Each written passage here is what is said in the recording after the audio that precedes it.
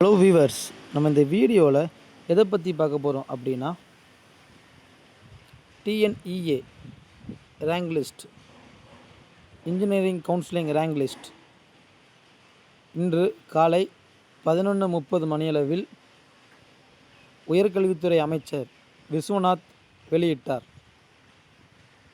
Rank list அரசு ஒதுக்கீடு இடங்களுக்கான மாணவர் சேர்க்கை தரவரிசை பட்டியலை உயர்கல்வித்துறை அமைச்சர் விஸ்வநாதன் வெளியிட்டார். அது நம்ம வெப்சைட்டில் போய் பார்க்கணும். எந்த வெப்சைட் அப்படின்னா HDDBS www.tneaonline.org அப்படிங்கிற இணையதளத்தில் போய் அவங்கவுங்க ரேங்க் லிஸ்ட்டை எல்லாம் செக் பண்ணிக்கோங்க.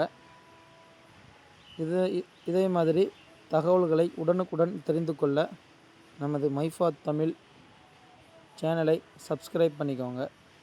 நன்றி, வணக்கம்.